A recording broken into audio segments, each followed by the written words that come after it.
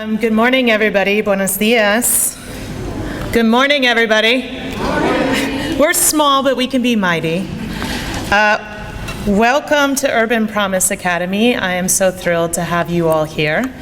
And it is my honor to speak to you about an issue that's very near and dear to my heart, the reclassification of English language learners. So if you are new to UPA and you do not know our story, we were born out of a revolution that started at a large, unsuccessful, comprehensive middle school just down the road. When the small school movement came to Oakland, the educators there, the families, the students saw it as an opportunity to dream big about what it would mean to have a school that is really, truly safe and academically challenging for our students. And so these community members started meeting in each other's kitchens and garages. I've actually heard that the very first registration was in David Montes's garage, and built UPA. And when they built it, Urban Promise was about a promise that a school can be a safe place where you can finally let down your guard and be ready to truly learn. And so that was the first phase of what happened to Urban Promise, and that laid down the foundation that we now live on. A huge part of that, though, has always been the promise of our immigrant families being able to come to the United States, to be able to face the challenges that they face in that journey, to be able to come to Oakland and have their children live their dreams, to be able to have their children go to school, work hard, start to dream big, get reclassified, and be able to go to college and improve what happens for their families and what happens for their community. And Urban Promise has always taken that promise to our students very seriously. And we've always had a lot of success with that. So in fact, last year we had the highest reclassification rate for the district at 31.5%. Yay. But we know that that's not good enough. Because if we are a middle school and the students who are leaving us are going to high school, they need to be reclassified before they make it to high school. And so this year, with a huge push, we are currently the highest in the district. We have the highest reclassification rate in the district at 45% reclassification rate. And this is huge. This is us honoring our promise to our children who come, who want to make a better life for themselves and their families. There are a few factors that are really important that have been key to our success in reclassification. The first one is that we designed an extended learning time called Morning Boost multiple years ago. And this program was designed keeping in mind that our students who are English language learners were not getting the basic skill instruction that they needed in a regular classroom. And so we started a 0 period. We talked a lot to our families about what this meant. We convinced our students that if they came and they tried their hardest, they would indeed be reclassified. And this program has turned out amazing results for multiple years, and it continues to do so. The other factor that has been huge in our success is the level of collaboration and data use here at Urban Promise Academy. So we don't just sit in the admin meeting and look at the data. We bring our data to our families. We discuss what that means. We talk to them about what it takes to be reclassified. We talk about this data with our students. Every one of our students this year who was in Morning Boost could tell you exactly where they are on their SRI and their CELT and exactly what they need to do to be reclassified. And then our teachers consistently dig into the data and are using it to design small group instruction so we can accelerate our students.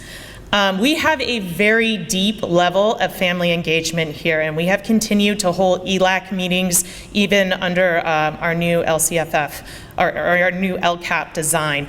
And at our ELAC meetings, we're talking in depth about what it means to be reclassified. Our families multiple times have given us feedback that they don't feel empowered to support their children because they are not English speakers themselves.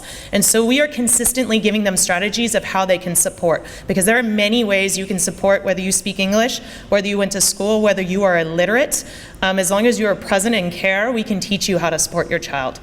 And the last one, and this is a very important one, is having quality PD, quality professional development for all of our teachers this year. It was especially about reading. Reading has been a gateway skill for English language learners becoming reclassified. At Urban Promise Academy, we believe every teacher is an English language learner teacher. You all teach ELLs, so we all need to know those strategies. And so we've done an intense focus on that. I have a few folks here who are going to talk a little bit more in depth about what this means for the district and what this means for Urban Promise Academy. And so it is my honor, Noel, if you are ready, to introduce you. This is our District 5 City Council member, Noel Guile, and he would like to say a few words about Oakland Unified and English language learners. Can you please welcome Noel?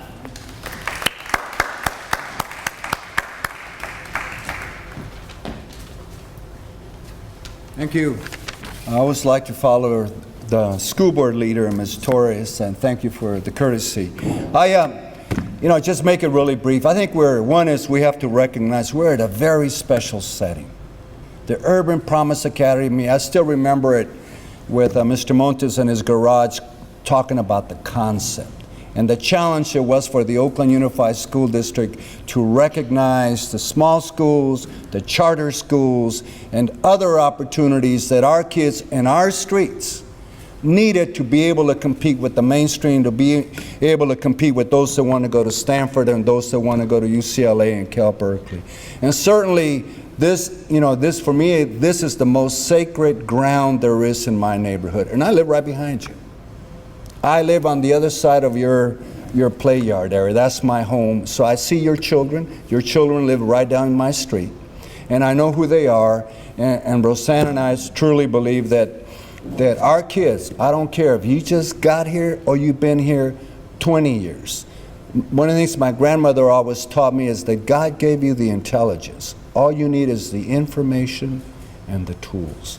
And there is no excuse in between how poor you are, how big you are, what race you are, what language you speak. Those are just excuses if you can't get ahead. And if you don't believe me, there are youngsters that if you challenge them, they'll rise to the occasion, because one of the issues that I've always faced serving in Oakland is that we would always classify our youngsters to be in this group. So when they got into middle school, you got to get ready for the university and colleges, but you weren't eligible to get into the competitive English skills or classes that everyone else was in. And you were maintain, and this happened to American-born as well. And I saw that, I was a witness to that, and certainly I always believe that the sooner we can transition over, the better we are. Just challenge me. If I have to come to school on Saturdays, that's what I got to do. If I have to stay after school as opposed to playing ball and learn how to read and how to communicate in English a lot better, that's what I have to do. And I have to have a mandatory summer school, that's what I have to do. And I see that some of the charter schools doing that. They're rising to the top, national distinguished, California distinguished, but yet some of us at the OUSD are still thinking about it and looking for excuses for our kids not to succeed. So I say that with sincerity, with all due respect, because that's a community I represent. That's how, we can twink, we can smile about it, but that is my neighborhood. I want my kids to compete with your kids, and there's no reason why they can't. Because the majority of the population in Oakland right now is going to be Latino. Some of us will say, well, they're unaccompanied children and all that, but you know what? They have the intelligence, and the difference between the American-born and some of us that got here, we have a stronger work ethic. And so I'll leave you this just for your information. Immigrant children, right? And I hear all kinds of excuses why they cannot succeed because they don't have the language skills. But I'll tell you that right now, when an immigrant family comes to the United States of America, like most of your families did, right? The first thing they look is for a place to stay. Where am I going to stay overnight? Where am I going to stay during the week? The second thing they look for is to get a job. You see all the people standing over there in front of Cesar Chavez Education Center, but they're working every day. They're not relying on me to subsidize everything, they're working. The third thing they do is, I gotta find a place where I can eat. Then the fourth thing they do, I gotta provide the best education setting for my kids. These are immigrant families. That's their challenge, their debate. So I think that for me, that transitioning, sometimes it doesn't happen fast enough for my kids to compete. And I'll leave you with this last statistic. In the United States of America today, 80% of the U.S. population growth is where? Immigrant families. 80% of the population growth in the United States is due to immigrant families. That's significant. So you can, if you recognize that, you can know what the U.S. Future is going to look like. Why? Because my daughters, Americanized, they don't want to have children. I mean, they're waiting to the 30s to get married because they want to do all those other cool things, and they're doing that, and that's okay. But the immigrant families that are moving in are the ones that are going to create a majority, if they haven't done so, in the very near future. So when it comes to the language skills, if you can speak Spanish, well, that's hella cool, because you're going to have the English language as well. If you go to Europe, right, whether you're in Spain, Italy, you speak 3-4 languages. And that's just an understood thing, and you compete. So I say that, when I commend the superintendent, but what I would like to do is, the sooner we can transition, the better, so I can get into the Stanford Cal-bound classes, because you're asking me to have a certain curriculum at the high school level, right? And if I don't have the background and that access in the middle school years, then I'm going to be challenged, and before you know it, I'm going to give up in the 9th grade because I can't read or write. I'm 2 years behind math, and I can't do Algebra 1. And I see that too often. So for those of you that are in education, I really, really value what you do, but I think you hold the key to our children getting to the next level. And so I thank you for the opportunity. I'll do anything I can to help out.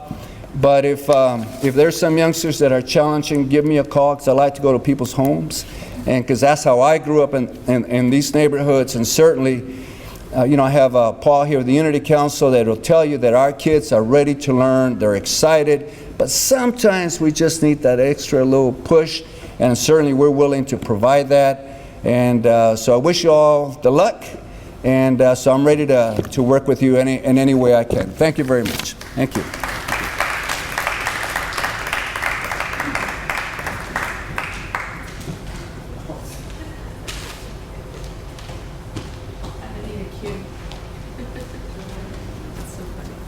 Good morning. So obviously City Council Member Gallo used to stand here as the school board member for many, many years, so he knows this school very well. He was here when this was all starting, and I'm just excited to come into the school board in 2013 and see nothing but success here, having been here for the Dell event with regard to technology and STEAM, and seeing this young lady show us her ability to code. It was incredible, and I still talk about that. So this is another opportunity to celebrate the kids, and I too live in the neighborhood and see the kids with their uniform walking to school as I go down Fruitvale to get on the freeway to go to work.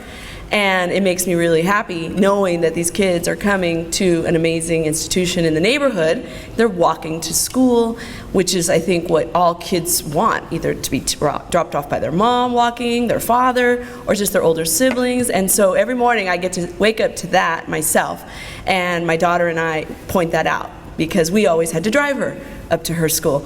Anyway, I'm excited because I think that the leadership is the number one thing at this school. The leadership of the principal, the leadership of the teachers, and I have met so many of the teachers. I've watched classrooms, and I know that you're in the perfect storm of success. I know we'll be back on another issue, I have no doubt. So this issue, however, of reclassifying our English learners, to me is so important because obviously Latinos are the largest student body we have. Probably the next census will show we've exceeded 50%. Obviously, Councilmember Gallo talked about the percentages in the U.S. 80% of the growth in the country are immigrant families. And so I know that this school is poised to teach other schools that have this large population of immigrant families. And for instance, I think that What we have to do is make sure that every school has that same team, the principal, the amazing teachers, and then of course the parents. The fact that you have a garden run by parents, the fact that you have Zumba led by parents, the fact that you have all of these activities for parents to not feel intimidated, because coming from another country, it's very intimidating when you don't speak the language, when you think that you didn't have very much education, so you don't have a right to be at the school, because these are people that you defer to for everything, but that's not how it works. We need the parents as our partners. That's what also makes this school so unique and special, but it shouldn't be unique. So I'm excited about this celebration today and what we can do going forward for the rest of the district, so we can have similar numbers at other schools, at other middle schools especially.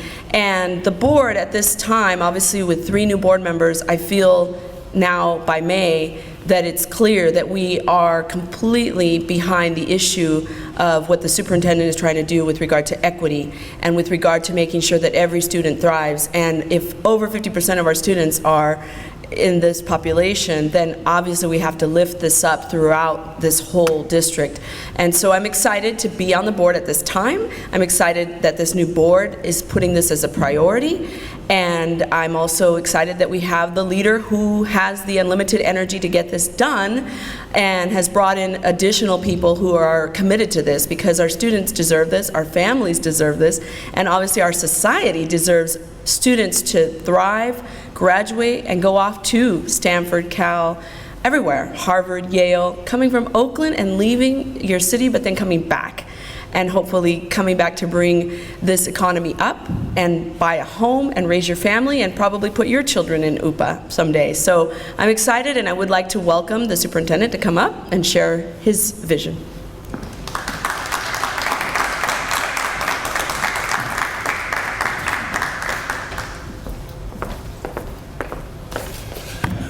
Good morning. I am extremely excited to be here again for some more positive news at Urban Promise Academy. It's positive news for the district, but so much of what makes the district news positive is being shaped by what's happening here at Urban Promise Academy. What I want to just start with is just our vision. Our vision in Oakland Unified School District is that every student thrives. And what that simply means is that we want our students to find joy in their academic experiences while they graduate, ensuring that they have the skills to be caring, competent, fully informed critical thinkers who are prepared for college, career, and community success. It's really important to understand that in order for a vision to come to fruition for every student to thrive, that it's going to take strong leaders. We know that the greatest results in student achievement come from having quality, students having access to quality teaching. But in order for there to be quality schools, strong schools, you have to have strong leadership in the school. Because that leader is so important to ensuring that students go from one great teacher to the next, and that there's a culture of high expectations. And so Urban Promise Academy exemplifies that, because certainly there's a tremendous leader here at this school, and there has been tremendous leadership at this school. And so I think it's important to call that out. But also recognizing that leadership can't be done by just one person. And Ms. Fisher talked about this. She talked about the leadership of the teachers here historically, talked about the leadership of families here, staff members here, community members here, and students here. And we've seen that in this school. And it's really important to call that out and recognize that, because that's what it takes. And, I know coming into Oakland, people will say, well, why does this issue matter so much to you? Why is this so important to you? And what I say to folks is that I've tried to make a habit of choosing schools and districts and places to work that have the greatest opportunity, many times have the greatest obstacles to success, where there is the greatest amount of doubt expressed about the potential for success. And they in all of those places tend to be places with large numbers of free and reduced lunch students, large numbers of immigrants, and large numbers of Spanish-speaking students. And why is that so important to me? It's because I felt so often in my life that I was growing up absent the expectation for success in the larger society. And so many of our Latino students, our immigrant students coming in, that's what they face. They face a mountain of obstacles. And it really is important that they come to school like Urban Promise Academy, because it's important that they get here and recognize that the belief is here. And I know firsthand what it takes to be successful as a principal, middle school principal. I know that you have to do the things that Claire talked about. You have to say, if we're going to have high reclassification and high student achievement for all students, I mean, that's essentially what they're going for here, to ensure that every child achieves at a high level, which means that they leave here ready for success in high school.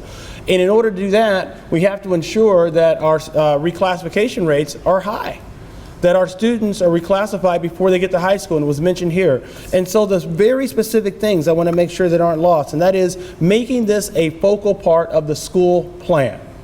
That this is what we do here. We ensure our students are successful, and this is a part of our strategy to get this done. That all teachers teach language development. That was something that she called out, that this is the job, that we teach language development. Our responsibility is to ensure that our students are successful. Language is an important part of their success, and they're all there. They all get that. And that is a practice we're going to take district-wide. This is not something that should be done on the side. This should be a part of the professional development. All teachers should get certification in ELL. And that's exactly what we want, is all of our teachers to get English certified in English language development. And we absolutely will implement that plan. To do so, certainly have past experience in doing that as a principal, as a system leader, and we will do that here in Oakland Unified. The intentional integration of families, that was talked about here. These families want their children to graduate high school. They want their children to go on to college. They want their children to have great careers and success. And they're taking advantage of the want and the desire here and involving parents in that process. And that's why it works here. And I know that that is what we need in all of our schools. Additional time, that you have to say we're going to spend more time on this. And that was done. And then finally, developing a culture of high expectations at the school. Certainly a culture of belief, a culture of support, but high expectations. You've heard the saying that no one rises to low expectations. Well, the expectations are set here high, and it's not done through a punitive measure, it's done through support, belief, and encouragement. And so with that, I just want to make sure that you know that you have our support. I believe that we have a group of individuals who, at the district level, who understand the priority that we should be placed on, on this. We have our Chief Academic Officer, Dr. Devin Dillon, who I'm going to invite up in a moment, and we also have our Director of ELL and Language, and I also believe going to be leading our teaching and learning efforts, Nicole Knight. And these are talented educators who wear this and recognize that this is a passion. So with that, I want to just go ahead and ask Dr. Devin Dillon, our Chief Academic Officer, to come on up.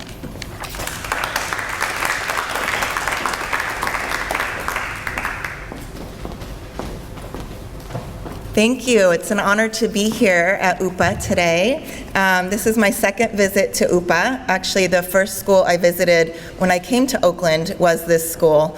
And our English language learner executive director, Nicole Knight, brought me here. And I know she brought me here because she wanted to showcase the wonderful things happening for kids, and specifically the great work being done around language and learning, both in a targeted way in terms of the ELD, the English language development that kids get here, and also the integrated way that language is a part of everything that they do here at UPA. And that's where we need to be as a district, is that language teaching is all of our business. If you're a principal, if you're a parent, if you're a school board member, if you're a community member, we all need to embrace the challenge of teaching our kids language. As a principal, former principal of a high EL count school, I learned this through my interactions with kids in the lunchroom. So I used to sort of dread doing lunch duty as a principal, but after a while, I saw it as an opportunity, as a way to engage my kids in conversation. And what I found through those conversations is that they didn't always have the words they needed to express themselves. So I might say, "What are you eating today for lunch?" And they could tell me melon, because it's similar to melon in Spanish. But if you got deeper and said, "Okay, what kind of melon?" They didn't know the difference between cantaloupe and watermelon, or cantaloupe and honeydew. And so I saw those as opportunities to engage students in language, not just about vocabulary, but the way that they express themselves, asking for students to say more, tell me more about that. So we want our kids talking, and that's a critical component of language development, but we also want them reading and writing at high levels. So today marks an important event. It marks the success of UPA with their reclassification rates. Congratulations to you and to your staff and to your families and students who are here. And also it marks the beginning. It marks the beginning of an opportunity for us at this point in time to embrace as a district that we can and will do better with the reclassification rates for all students. And that it is our moral imperative to do better by our kids, because we shouldn't just be celebrating this here at UPA, it should be at every school in Oakland, and it will be. And so that is my pledge to you, is to work hard to make this happen for all kids in Oakland, and to ensure that we can celebrate results like this district-wide next year. Thank you. Sorry, I got kind of fired up. I'm gonna introduce to you now this extraordinary leader who I've had the privilege of working with just a short time in Oakland. She is not only a leader here in Oakland, but she's a leader on the national scene when it comes to the work of English language learners and supporting language development. Nicole Knight is the Executive Director of our English Language Learner and Multilingual Achievement Office. She has served Oakland in Oakland Unified Schools for the last 17 years. She's been a teacher leader, an instructional leader, both at the site and district level. She's a national board certified teacher in English as a new language.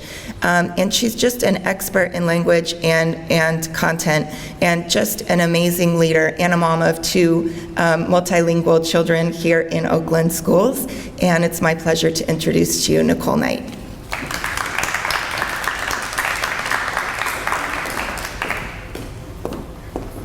Good morning. I'm so happy to be here. Whenever I come to UPA, I feel like I'm coming home. I grew up as a professional in the Fruitvale district, so I served the Fruitvale community for over 13 years.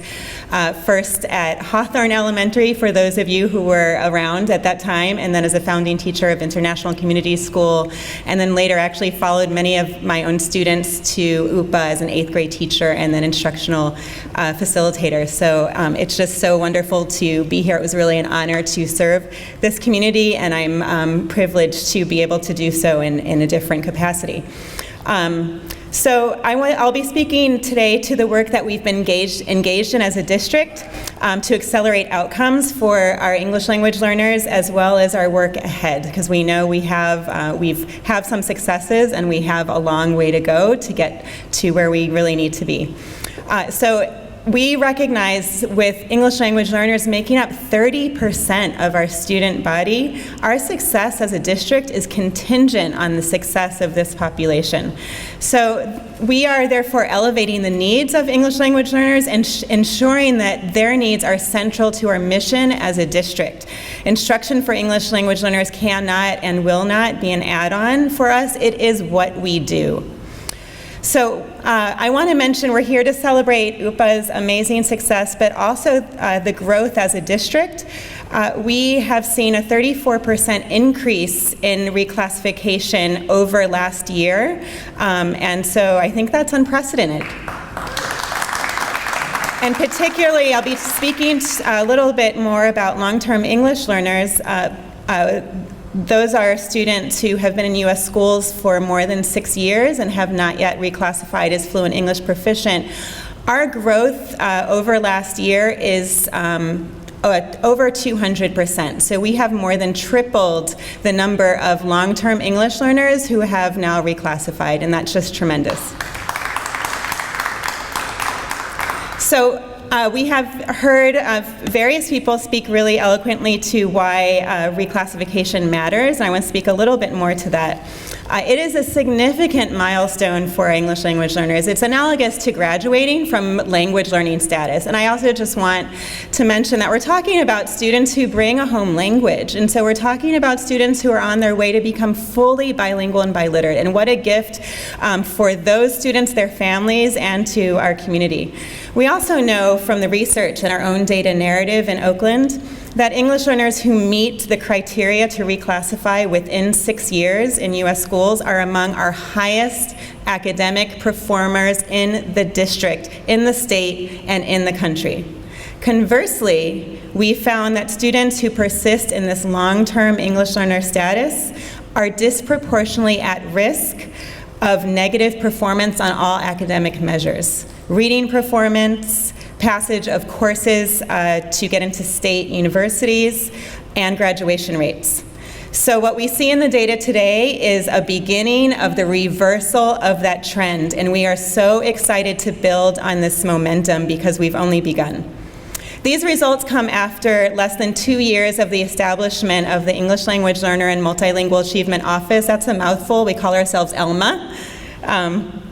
And our aim is to work collaboratively with all stakeholders to provide our English language learners with equity and access to an excellent education.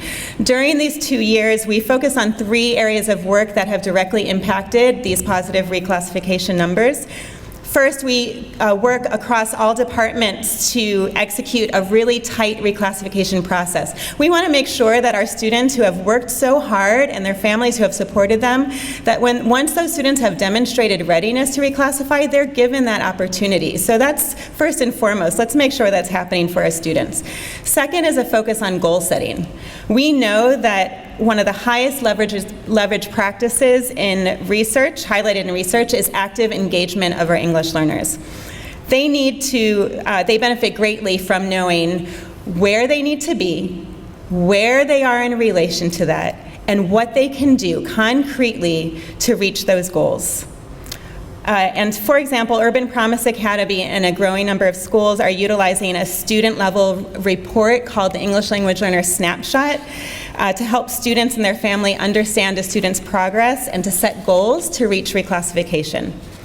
Thirdly, we foster so much of what everyone has spoken to, the language instruction throughout the day. Our mantra as a district, and we see it living at UPA, is that every teacher is a teacher of language. The Common Core state standards have significant language demands that require our students to use language in really sophisticated ways. And so we must be integrating instruction both through our content area instruction. One example of this is a district-wide focus that the ELMA office led on academic discussion. And the aim of that is to support students in using and applying language in sophisticated ways to make sense of content with their peers, to justify their thinking with evidence, or to explain their problem-solving process. So while we celebrate the success, we recognize that we have just begun. And to that end, we are finalizing, and we will have ready for the community very soon, our Oakland Unified 3-year roadmap to English language learner achievement, which draws upon community input and findings and recommendations from a Stanford review. We commissioned the Stanford University to evaluate programs and instruction in Oakland to really help us understand through their objective and expert eye, what do we need to be doing better? So our roadmap is driven by 3 strong beliefs. First, we believe that English language learners have limitless potential and can achieve at high levels and graduate college, career, and community ready when given the supports. We also believe that students' home language and culture are tremendous assets that we must leverage for their own learning and that of their community. And finally, we believe that all educators are responsible for the acceleration of language and academics of our English language learners. Again, all teachers are teachers of language.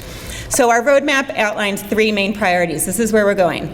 First and foremost, we'll continue to work on advancing quality instruction through high-quality differentiated materials, as well as ongoing professional development and opportunities for collaboration that allow teachers to hone their craft and better meet the needs of our English language learners, our diverse language learners.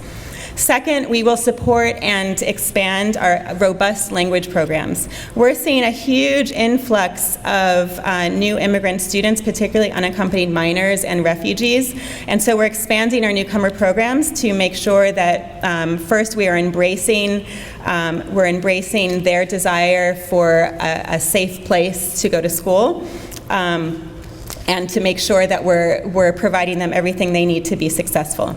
Secondly, we're expanding our dual language programs, and this is something I'm very passionate and excited about. And this is to support our district and families' goals of bilingualism and biliteracy. In addition to the benefits afforded by bilingualism, fully articulated dual language programs support the cognitive development, academic development, and language development, not just of our English language learners, but of all populations of students. So we're excited to eventually be able to extend this opportunity to any family who seeks this goal for their child. As an example, we're opening a new two-way dual language program at International Community School starting next year, and hope to expand further in upcoming years in other schools, including the opening of schools that offer diverse languages that represent our community, such as Mandarin, Cantonese, and Arabic, and a multilingual middle and high school. So that's coming soon to a neighborhood near you.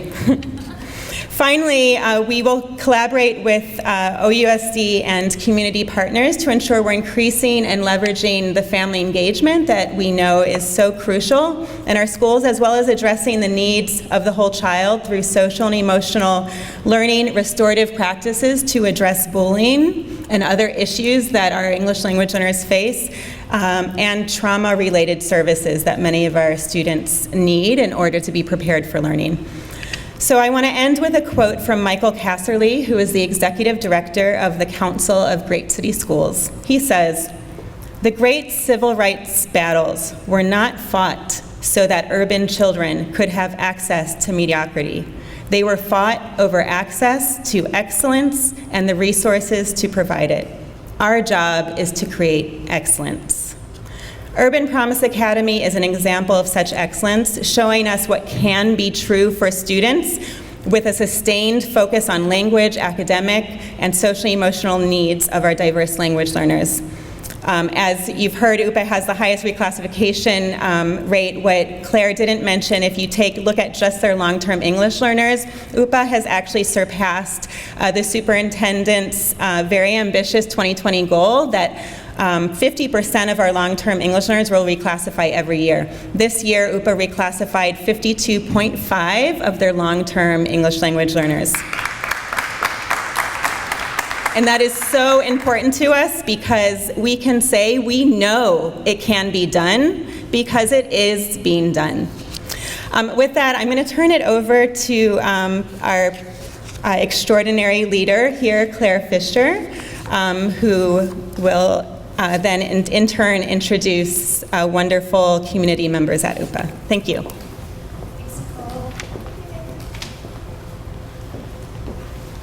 All right, thank you. So, like I said in the beginning, this work is done through a partnership and a deep collaboration with our stakeholders. I also began by saying that all of our teachers consider themselves English language learning teachers. So I thought the best person to speak about that is the teacher of teachers. So I'm going to introduce Christy Luning, who is our instructional facilitator, so she can talk about what this work looks like on the ground level. Thank you, Christy. Come on up.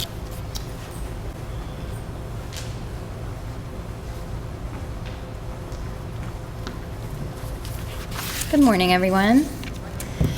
While there are a number of factors that combine to support our amazing reclassification rate, I wanted to highlight three, which I think have been essential this year. The first is our Morning Boost program that Claire mentioned.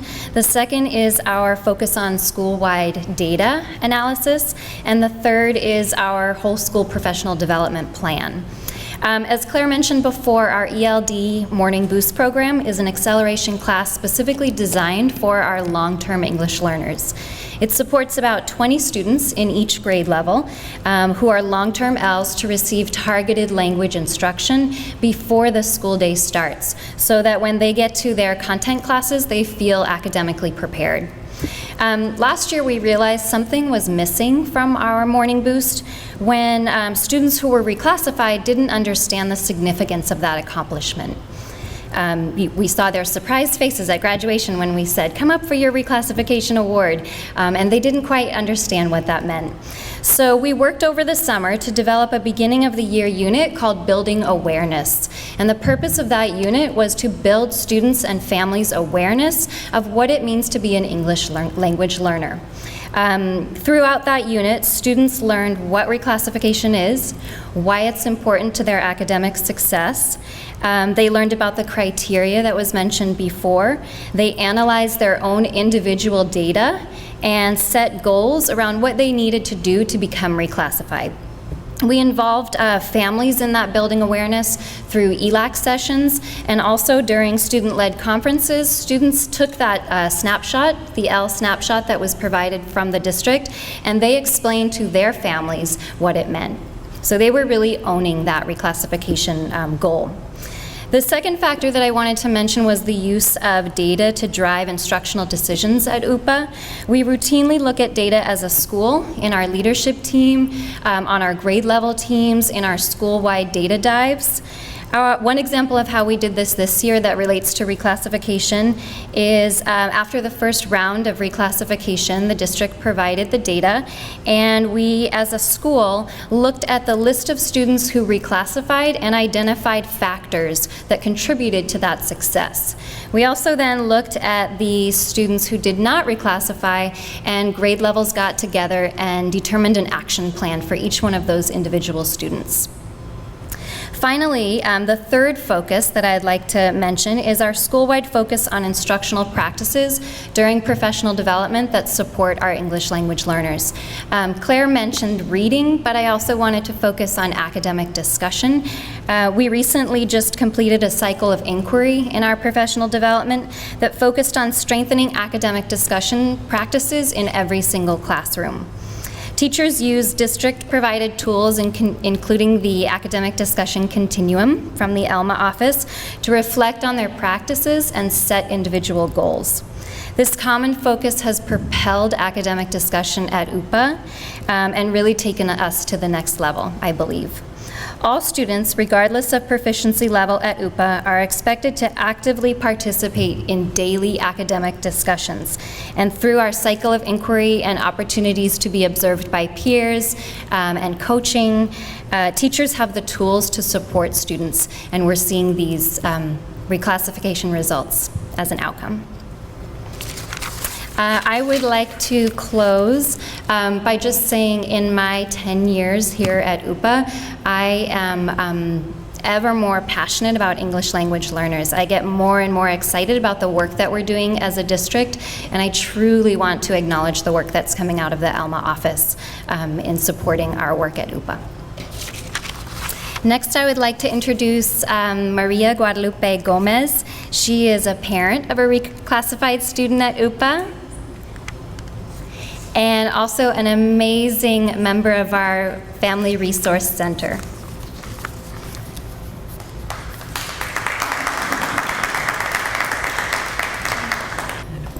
Me dijeron, buenos días, mi nombre es María Guadalupe, yo estoy un poco nerviosa, yo no sabía que iba a compartir aquí con ustedes, perdón. Yo tengo un hijo aquí, tengo 3, pero uno solo aquí está en UPA y ha sido reclasificado el año pasado. Okay, so this is Maria Guadalupe. She said she's super confident and not nervous at all. She's a little nervous. She has 3 children, and she wants to speak specifically about her son, Christian, who was reclassified last year. Estoy muy orgullosa por eso. Creo que esta es una meta que todos los padres, si nos supiéramos lo importante que es, pusiéramos más empeño. Yo estoy aquí hablando con todos los padres para que sepan lo importante que es la reclasificación. Okay. So she is very proud. This is a major milestone, major goal. It is huge for all families, and she is here to speak to other families about how important it is for their children to get reclassified and reach this goal. Lo importante que es la lectura para que logren la meta los estudiantes junto con los padres, que lean cada día a sus hijos y se llega a la meta para la reclasificación. Vienen aquí conmigo, yo les enseño una hoja, ahí es donde me pueden entender la nota para los padres. La hoja rosita, el NPL, que le llaman, ahí ves donde puedo yo explicar a los padres para que me entiendan lo que yo les quiero explicar, para que logren la reclasificación de los estudiantes. So we have meetings regularly where we talk about what you need to be reclassified. We've talked about the importance of reading, and we consistently went over this page of what is necessary to become reclassified. And Guadalupe, I'm going to add this. Guadalupe is a huge part of those meetings and giving that message to our families. Y sé que lo más importante es la reclasificación para que nuestros hijos tengan un mejor colegio, porque su GPA creo que los agarran los mejores colegios. Yo apenas hoy que estoy aquí estoy enterada de más cosas y creo que mi hijo tiene una meta muy alta para llegar a un colegio el mejor.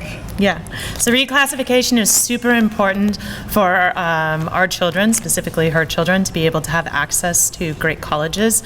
It will help you get a better GPA and give you better options, a higher goal when you get to college. ¿Todo? Okay. Muchas gracias. Muchas gracias a Guadalupe. Gracias. Okay. Bien hecho, Guadalupe.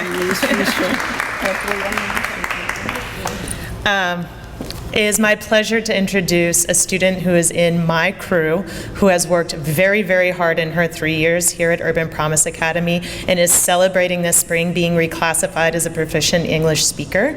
I would like to invite Juana Carrada to come on up. Come on up, Juana.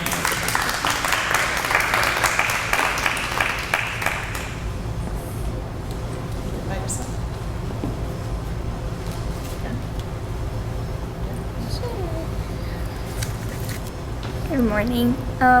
When I first came to UPA, I thought regular class was really hard.